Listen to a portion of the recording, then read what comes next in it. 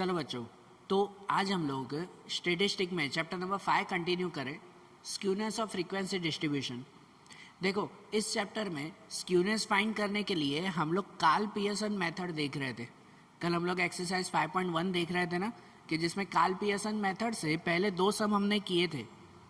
जिस दो सम में डिस्क्रीट फ्रीक्वेंसी डिस्ट्रीब्यूशन था, कार्ल पियर्सन की मेथड से हम लोग फाइंड कर रहे थे डिस्क्रीट फ्रीक्वेंसी डिस्ट्रीब्यूशन वाले सम्स, मतलब जिसमें क्लास नहीं दिया हुआ है। अब जो हमारे क्वेश्चन शुरू होंगे ना, वो ऐसे कंटिन्यूस फ्रीक्वेंसी डिस्ट्रीब्यूशन आएगा। कंटिन्यूस मतलब कि जिसमें ये क्लास दिए हुए हैं, बरोबर ना। पहले आता था डिस्क्रीट, जो दो सम हमने किए थे, नॉर्मल कैसे एक्स और एफ लिखते थे, अब यहाँ क्लास भी दिया हुआ है, बरोबर ना।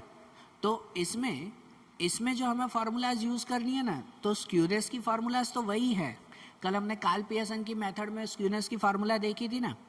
यहाँ तो स्क्यूनेस ढूंढा जाता है S is equal to X bar minus M O, mean minus mode, और उसका कोएफिशिएंट ढूंढा जाता है X bar minus M O upon S, ठीक है, mean minus mode upon standard deviation.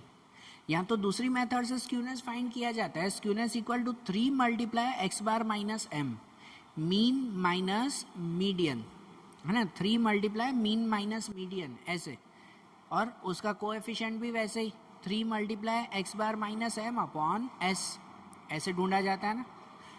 इसमें ये तो फार्मूलाज वही, लेकिन ये ढूंढने के लिए जो एक्स बार, एम ओ, एम, एस, ये चीज़ें जो ढूंढते हैं ना, उसके लिए फार्मूलाज इनमें चेंज होगी। कि अब ऐसा अगर कंटिन्यूस फ्रीक्वेंसी डिस्ट्रीब्यूशन हो और उसमें अगर एक्स बार ढूंढना हो, तो चलो उसमें एक्स बार की वही फार्मूला यूज़ कर सकते हैं। एक्चुअली तो एक्स बार की अलग अलग फार्मूलाज है ना, अलग अलग फार्मूलाज। क्या एक्स बार के लिए वो फार्मूला भी यूज़ करते हैं, A plus sigma F D upon N multiply C, आगे के चैप्टर में यूज़ की थी हमने, ठीक है, तो उससे भी यूज़ कर सकते हैं। लेकिन अगर कन्फ्यूज़न ना करना हो ना, तो सभी सम के लिए कार्ल पियर्सन मेथड में सभी सम के लिए एक्स बार की एक ही फार्मूला यूज़ करो, तो माइंड भी ईजी रहेगा, बराबर ना, क्लियर रहेगा उसमें कि हाँ भाई चलो एक्स बार में तो यही फार्मूला यूज़ करनी है, कौन सी, sigma F x upon N, ऐसा ना। उसके बाद एमओ, अगर ये मोड ढूंढना पड़े, तो अगर ऐसा कंटिन्यूस फ्रीक्वेंसी डिस्ट्रीब्यूशन है तो उसमें मोड की ये फार्मूला बनती है। ये भी आगे के चैप्टर में आई थी, मैं बार बार वही रिपीट करूंगा बेटा, क्योंकि 3rd और 4th चैप्टर क्लियर होगा ना, तो 5 चैप्टर इजीली क्लियर होगा आपका, बहुत इजी होगा, क्योंकि सब वही तो करना है, खाली आखिरी में ये एक स्टेप नया ढूंढना है, स्क्यूनेस, बाकी सभी स्टेप्स तो पुराने ही हैं उसमें, ठीक है। तो इसमें मोड फाइंड करना हो तो ये फार्मूला आती है ना, L plus F M minus F one upon 2 F M minus F one minus F two multiply C, ठीक है। फिर मीडियन अगर फाइंड करना हो, इस फार्मूला से ढूंढ रहे हो और अगर मीडियन फाइंड करना पड़े, तो फिर मीडियन में फार्मूला आती है L plus N upon 2 minus C F upon F multiply C, ठीक है, मीडियन की। और एस ढूंढने के लिए, तो एस ढूंढने के लिए भी वही फार्मूला रखो जो आगे के दो सम में की थी, एक्स बार और एस, इन दोनों की फार्मूला चेंज मत करो, यही रखो, खाली इन दोनों की फार्मूला चेंज होती है किस में, तो कंटिन्यूस फ्रीक्वेंसी हो तो ये दोनों फार्मूलाज, और अगर डिस्क्रीट फ्रीक्वेंसी हो, नॉर्मल एक्स और एफ दिया हुआ है, तो कल जैसे दो सम में किया था ना, डायरेक्ट ढूंढा था एम ओ और एम, वैसे डायरेक्ट ढूंढ लेंगे, बराबर ना। तो ये दोनों फार्मूला सब में सेम ही रखो, आती है इसकी भी दूसरी फार्मूला आती है, शॉर्टकट मेथड से आता है एफ डी स्क्वायर, लेकिन उससे थोड़ी कैलकुलेशन और बढ़ जाएगी। इससे अच्छा अगर एक ही फार्मूला रखो ना, तो कोई कन्फ्यूज़न नहीं होगा, सभी सम एक ही मेथड से करने में इजी रहेंगे, फिर कोई भी सम क्यों ना हो, इसी मेथड से, इसी फार्मूला से ही करो, हो रहा है क्लियर, बराबर। तो मतलब अब अगर कंटिन्यूस फ्रीक्वेंसी आ रही है ना, क्लास दिए हुए है ना, तो सभी में ये 4 फार्मूला ही रखेगी, दूसरी फार्मूला यूज ही मत करो, इजी रहेगा, यही 4 फार्मूला, एक्स बार, एम ओ, एम और एस, बराबर। लेकिन इन दोनों में से कौन सी फार्मूला यूज़ करें, ये डिपेंड होता है आपके सम के ऊपर, है कि नहीं। ये दोनों जो स्क्यूनेस की फार्मूला है, कि एम ओ वाली फार्मूला यूज़ करनी है कि एम वाली फार्मूला यूज़ करनी है, ये किस पे डिपेंड होता है, आपके सम के ऊपर डिपेंड होता है। जैसे मैंने यहाँ पर आपकी एक्सरसाइज 5.1 का ये 3rd क्वेश्चन लिखा है, 5.1 का 3rd क्वेश्चन, कल 2 क्वेश्चन किए थे ना, आपकी टेक्स्ट बुक अब साथ में रखो, टेक्स्ट बुक साथ में रखो कि उसमें ये 5.1 का थर्ड क्वेश्चन क्या लिखा हुआ है उसमें, the following information is obtain for the time taken in complete minutes by each worker to carry out a certain job. कोई जॉब मतलब कोई काम करने के लिए कितने कितने वर्कर्स को कितना कितना टाइम लग रहा है, वो क्लासिफिकेशन यहाँ पर दिया हुआ है। Then find the Karl Pearson coefficient of skewness from this data and interpret it. इस पर से कार्ल पियर्सन का ये कोएफिशिएंट ऑफ स्क्यूनेस फाइंड करना है ना, लेकिन कोएफिशिएंट वाली कौन सी फॉर्मूला यूज़ करें, तो वो यहाँ से चेक करेंगे पहले। इसमें दो चीज़ चेक किया करो, दो चीज़ इसमें चेक किया करो। सबसे पहले चेक किया करो कि क्या ये सब क्लास इक्वल लेंथ के हैं, मतलब क्लास लेंथ क्या सबकी इक्वल है, पहले वो चेक करो कि अगर सबकी क्लास लेंथ इक्वल है, जैसे यहाँ 5, 10, 15, 20, 25, हाँ सब में 5 का गैप है, बराबर ना, सब में 5 का गैप है, मतलब सबकी क्लास लेंथ इक्वल है।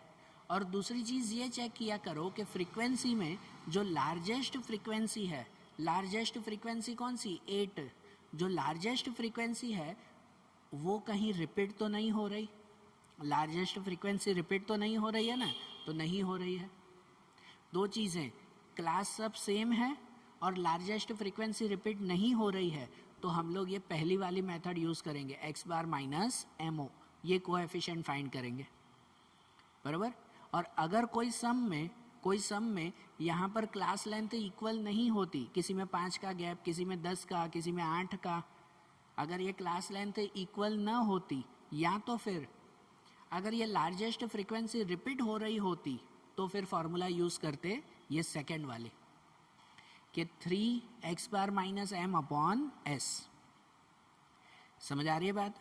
तो ये हमारा जो थर्ड क्वेश्चन दिया हुआ है, बराबर, कि यहाँ पर टाइमिंग दिया हुआ है आपकी टेक्स्ट बुक में, मैंने तो यहाँ पे क्लास और FE लिखा हुआ है, टेक्स्ट बुक में दिया हुआ है यहाँ टाइम और यहाँ वर्कर्स, नंबर ऑफ वर्कर्स, कि भाई 5 to 9 मिनट में काम करने वाले कितने वर्कर्स हैं, तो 3 वर्कर्स हैं।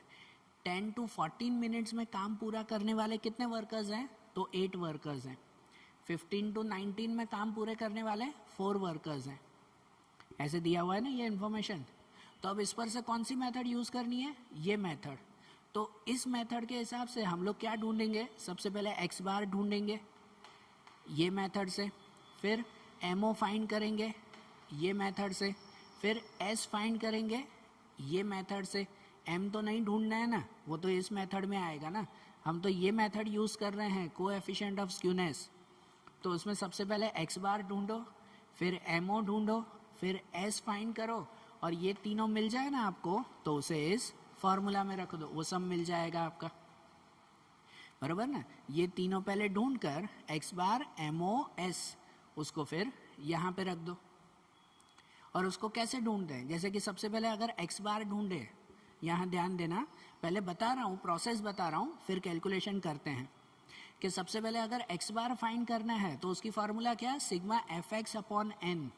तो मतलब यहाँ पर हमें क्या चाहिए, सबसे पहले तो fx चाहिए, लेकिन fx तब मिलेगा जब यहाँ पे x तो हो, x है, ये तो क्लास दिया हुआ है, ये तो f दिया हुआ है फ्रीक्वेंसी, x यहाँ पे बना हुआ है क्या, नहीं ना, नहीं बना हुआ है ना। तो सबसे पहले हमें x चाहिए, तो उसके बाद fx ढूंढोगे ना। और x कैसे फाइंड करते हैं, तो x मतलब कहलाता है इस क्लास की मिड वैल्यू। x मीन्स क्या कहलाता है, क्लास की मिड वैल्यू कहलाती है। मतलब यहाँ पर अब एक नई कॉलम बनेगी जिसे कहेंगे x, क्या कहेंगे उसे, x कहेंगे। x मतलब इनकी मिड वैल्यू, इन दोनों का प्लस डिवाइड बाय 2, दोनों का प्लस डिवाइड बाय 2, मतलब जैसे 5 + 9, तो 5 + 9 14, 14 डिवाइड बाय 2 तो 7। मिड वैल्यू ऐसे ही ढूंढते हैं ना ये x में। अब ये 10 + 14 24, 24 डिवाइड बाय 2 तो 12, फिर 15 + 19 34, 34 डिवाइड बाय 2 तो 17। और सबका प्लस न भी करो ना, तो सीधा सा लॉजिक हमें पता ही है, जो आगे के चैप्टर्स में देखा था हमने, वो ये कि इसमें 5 का गैप है, तो यहाँ पर भी मिड वैल्यू में भी 5 प्लस करते जाओ। 7 + 5 12 + 5 17 + 5 22 + 5 27। ये क्या मिल गया हमें, x मिल गया। अब यहाँ x पर से हम लोग फाइंड कर सकते हैं fx। क्या फाइंड करेंगे हम लोग, fx फाइंड करेंगे, बराबर ना। ये fx हम लोग ढूंढें, fx कैसे ढूंढते हैं, तो ये f और x का मल्टीप्लाई, बराबर ना। fx का मल्टीप्लाई, इन दोनों का मल्टीप्लाई यहाँ पे करेंगे ना, तो वो मिल जाएगा हमें fx। और ये fx मिल जाएगा तो उसको फिर यहाँ पे रखेंगे, स्टेप्स बता रहा हूँ। वो fx मिलेगा तो वो यहाँ पे रखेंगे कि x बार equal to sigma fx upon n, मतलब fx का टोटल, और n मतलब क्या, तो n मतलब ये f का टोटल, बराबर। उसके बाद mo ढूंढो, मतलब मोड फाइंड करना है, इस मेथड से ढूंढ रहे हैं ना, तो उसके बाद मोड फाइंड करना है। तो मोड के लिए ये सब मटेरियल होने चाहिए कि नहीं हमारे पास, L, FM, F1 ये सब होने चाहिए कि नहीं। और ये सब कैसे ढूंढते हैं हम लोग, ये कैसे फाइंड करते हैं, तो ये फाइंड करते हैं हम लोग ये फ्रीक्वेंसी और क्लास, इन दोनों की मदद से। अब बाकी की चीज़ें इसके लिए नहीं चाहिए, बराबर। इन दोनों से अगर ये मोड फाइंड करना है ना, तो सबसे पहले यहाँ रफ में बता रहा हूँ कि सबसे पहले हम लोग ढूंढते हैं मोड क्लास। क्या फाइंड करना है सबसे पहले, मोड क्लास। मोड क्लास कौन सा, तो फ्रीक्वेंसी में जो सबसे बड़ा नंबर हो ना, फ्रीक्वेंसी में जो सबसे बड़ा नंबर, जैसे यहाँ 8 है, उसके सामने वाला क्लास वो मोड क्लास कहलाता है। तो यहाँ पर मोड क्लास कौन सा हुआ, 10 to 14, बराबर, 10 to 14। अब ये मोड क्लास पर से ये सब मटेरियल ढूंढेंगे कि जैसे कि सबसे पहले L चाहिए, तो L मतलब कहलाता है lower class value. Lower class value, तो लोअर क्लास वैल्यू मतलब कौन सी, ये 10। लेकिन यहाँ पर 10 नहीं लिखेंगे, क्या यहाँ पर 10 लिखेंगे नहीं, क्यों पता है, क्योंकि ये जो क्लास दिए हुए हैं ना, ये जो क्लास दिया है ना, वो एक्सक्लूसिव दिए हुए हैं। सेकंड चैप्टर में आपने सीखा था कि यहाँ पर 5 to 9, फिर 9 यहाँ रिपीट नहीं हो रहा है, यहाँ पर 10 आ रहा है। तो जब ऐसा डिफरेंस हो ना, जैसे यहाँ 10 to 14, तो 14 यहाँ रिपीट नहीं हो रहा है, यहाँ 15 है, बराबर। तो काउंट तो 5 ही होते हैं, लेकिन यहाँ पर ये रिपीट नहीं हो रहे। एक क्लास ऐसे होता है ना कि 5 to 10, 10 to 15, 15 to 20, ऐसे भी तो क्लास बनते हैं ना, बराबर ना। लेकिन ये क्लास नहीं है दोनों का मीनिंग वही। लेकिन जब ऐसे क्लास दिए हुए हो ना, तो उसमें और कहीं पर भी नहीं, पूरे सम में कुछ भी चेंजेस नहीं, सिर्फ L ढूंढते वक्त इस 10 में से 0.5 माइनस करते हैं, बराबर। इसको हम लोग अगर नॉर्मल बनाएं तो पता है ना, इस आखिरी वाले में 0.5 प्लस कर देते हैं, 9 में प्लस हो जाता है 9.5, इसमें माइनस हो जाता है, तो ये 10 में से 0.5 माइनस करो तो ये भी 9.5, तो फिर दोनों इक्वल हो जाता है ना, 9.5 9.5, बराबर ना। तो वो तो सब हमें नहीं करना है, खाली इतना नोट रखो, मोड और मीडियन ढूंढते वक्त ये दोनों चीज़ें जब भी ढूंढो, और अगर क्लास इस तरह से रिपीट नहीं हो रहे हैं, तो हम लोग क्या करेंगे, उसमें 0.5 माइनस करके लिखेंगे, खाली यहाँ, और कहीं पे ऐसा कोई नोट नहीं, कुछ चेंजेस नहीं करना है, बाकी सब तो नॉर्मल लिखो। तो यहाँ 10 to 14 में जब इसके लिए L लिखना है हमें, तो L पे कितनी वैल्यू लिखेंगे, 9.5 लिखेंगे, 10 नहीं, कितना, 9.5, ये L।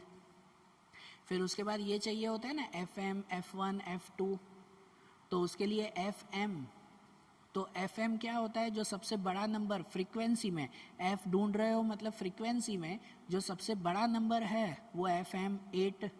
फिर F1, तो F1 उससे ऊपर वाला नंबर, तो F1 उससे ऊपर वाला नंबर 3, और F2 उसके नीचे वाला नंबर, तो उसके नीचे वाला नंबर 4, बराबर। और आखिरी में ये C, तो C मतलब क्लास लेंथ, C मतलब क्लास लेंथ, तो क्लास लेंथ कितनी, तो 5, यहाँ पे 5 का गैप है ना सब में, बराबर, सब में 5 का गैप है, तो C मतलब 5 आ गया ये। और ये सब मटेरियल मिल जाए ना, तो इसे फिर रखेंगे इस फॉर्मूला में, बराबर, इन सबको इस फॉर्मूला में रखेंगे। समझ आ रहा है। सबसे पहले क्या किया था, इस पर से x ढूंढा, x पर से fx ढूंढा, और उससे ये, फिर दूसरा ये फाइंड किया यहाँ से। अब तीसरा क्या ढूंढेंगे, S standard deviation. Standard deviation ये फार्मूला से, और इसके लिए हमें क्या चाहिए होता है, तो इसके लिए ये एफ एक्स है हमारे पास, हमें चाहिए होता है एफ एक्स स्क्वायर, ये चाहिए। एफ एक्स का होल स्क्वायर तो है ही, कल वाले दो सम भी किए थे ना ऐसे ही, तो एफ एक्स तो है, हमें क्या ढूंढना है, एफ एक्स स्क्वायर। तो यहाँ पर एक और कॉलम आखिरी बनेगी जो होगी एफ एक्स स्क्वायर। तो एफ एक्स स्क्वायर मतलब क्या, तो एफ एक्स स्क्वायर मतलब ये x और एफ एक्स का मल्टीप्लाई, यहाँ जो नंबर मिलेंगे वो x और एफ एक्स का मल्टीप्लाई करेंगे तो एफ एक्स स्क्वायर मिल जाएगा। और वो सब जो चीज़ें मिलेगी उसे रखेंगे फिर इस फार्मूला में, तो s भी मिल जाएगा। और ये x बार, mo, s ये तीनों मिल जाए तो उसे रखेंगे फिर फाइनली इसमें कोएफिशिएंट ऑफ स्क्यूनेस में, तो ये फाइनल आंसर मिलेगा। ऐसे करना है ना पूरे स्टेप। फाइनल एग्जाम में भी आपके ये 5 मार्क का सम आता है, ये कार्ल पियर्सन की मेथड, तो इसलिए माइंड में अच्छी तरह से बिठाना है ये मेथड। तो अब इनका सॉल्यूशन करें, प्रॉपरली लिखें इसका सॉल्यूशन। तो देखो कि अब यहाँ मैंने पूरा सॉल्यूशन कर दिया है, ठीक है ना, सब चीज़ें फाइंड भी कर ली है, उसे अब एक बार चेक कर लें। पहले मैंने आपको मेथड बताई थी, अब मैंने यहाँ पे सब काउंट कर लिया। जैसे मैंने आपको सबसे पहले बोला था कि भाई यहाँ क्लास और एफ के बाद पहले एक्स मिड पॉइंट ढूंढते हैं ना, एक्स के बाद क्या ढूंढा जाएगा, एफ एक्स ना मीन ढूंढने के लिए कि इन दोनों का मल्टीप्लाई, 3 7 21, 8 12 96, 4 17 68, तो ये एफ एक्स का टोटल, ये एफ एक्स का टोटल और एफ का टोटल मिल जाए, ये एफ का टोटल मतलब एन कहलाता है टोटल नंबर्स, ये दोनों मिल जाए तो उसके लिए सबसे पहले क्या फाइंड करेंगे, तो एक्स बार फाइंड करेंगे इन दोनों पर से। पहला स्टेप ये ना एक्स बार, तो एक्स बार की formula sigma F x upon n, तो सिग्मा एफ एक्स वो कितना आया था 256, कि 256 अपॉन एन, एन कितना तो 18, 256 डिवाइड बाई 18 कितना 14.22, ये आया ना 14.22।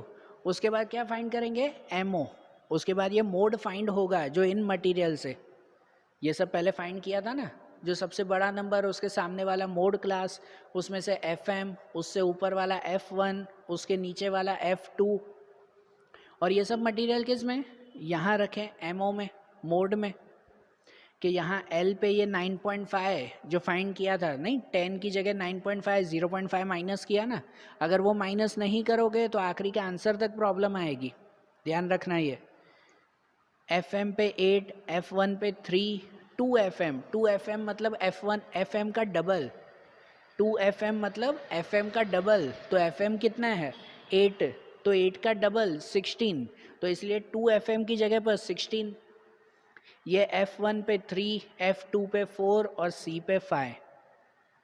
जो इन सब की कैलकुलेशन करो आप लोग तो MO का आंसर क्या मिलता है 12.27, याद है ना, ये कैलकुलेशन नहीं बता रहा हूँ क्योंकि पहले बहुत बार किया है हमने ये। तो इन सब का आंसर क्या मिलेगा, ये 12.27 MO का आंसर।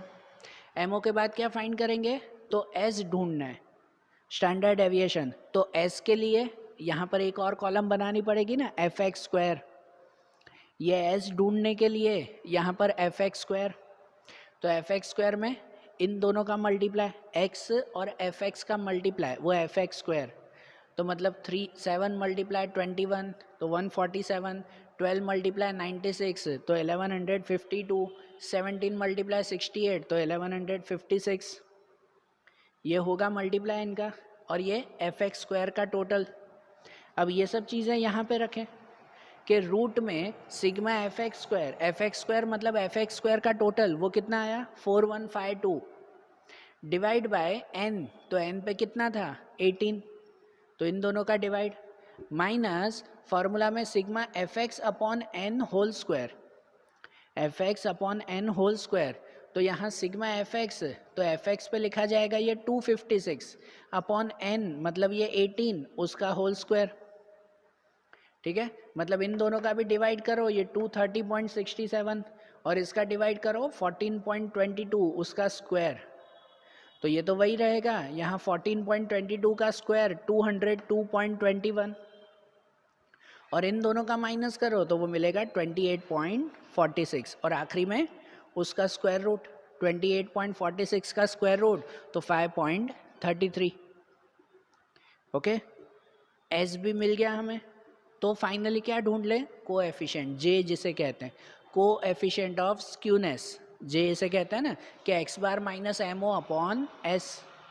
तो जहाँ एक्स बार पे लिखा जाएगा ये 14.22, एम ओ तो एम ओ पे ये ढूंढा माइनस 12.27 अपॉन एस तो एस पे 5.33, इन दोनों का माइनस आया ये 1.95 अपॉन 5.33, यहाँ गलत लिख दिया ना, 2.33 नहीं 5.33 ये, और 1.95 को 5.33 से डिवाइड करो तो वो कितना मिलेगा, वो मिलेगा 0.37, बराबर ना, ये 0.37 ये फाइनल कोएफिशिएंट। मतलब इसमें अगर स्क्यूनेस कहें तो ये प्लस में आंसर आया, इसमें आखिरी में लिख सकते हैं कि this is a positive skewness, बराबर ना, ये पॉजिटिव स्क्यूनेस है, ऐसा कह सकते हैं ना। समझ आया कैसे फाइंड करना है, स्टेप्स आ रहे हैं ना ध्यान, बराबर। एक एक स्टेप, कल भी मैंने बोला था एक एक स्टेप पूरा करो भाई, पहले एक्स बार ढूंढना है तो उसके लिए क्या क्या चाहिए वो ढूंढ लो टेबल में, बराबर। फिर एमओ ढूंढना है तो एमओ के लिए क्या क्या चाहिए वो ढूंढ लो टेबल में, फिर एस के लिए क्या चाहिए वो, और ये तीनों मिल जाएं तो उसके बाद ये जे,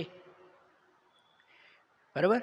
तो देखो अब जैसे आपने थर्ड वाला क्वेश्चन कंप्लीट किया ना, अब ऐसे ही एक्सरसाइज 5.1 में जो फोर्थ वाला क्वेश्चन है वो भी इसी मेथड से ही करना है, ठीक है। कि उसमें भी आप क्वेश्चन भले टेक्स्ट बुक में चेक करो, उसमें भी सभी क्लास लेंथ इक्वल है एंड उसमें भी कोई फ्रीक्वेंसी रिपीट हो रही नहीं है, और इसकी वजह से उसमें भी ये एमओ वाली मेथड से ही कोएफिशिएंट फाइंड करना है क्वेश्चन नंबर 4 में। तो जैसे थर्ड वाला ये किया ना जिस स्टेप में, उसी स्टेप्स में अब जो है वो क्वेश्चन नंबर 4 आप लोग करो, ठीक है।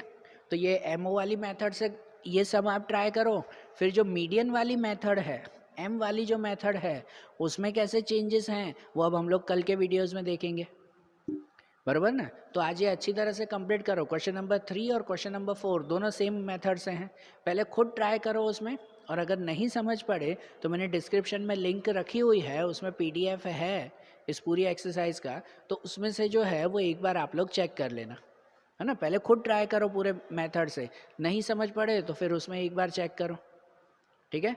तो आज ये मेथड के सम कंप्लीट करो। अब इसमें जो आखिरी मेथड है कार्ल पियर्सन की जो लास्ट मेथड इसमें है वो अब हम लोग कल के वीडियोस में देखेंगे।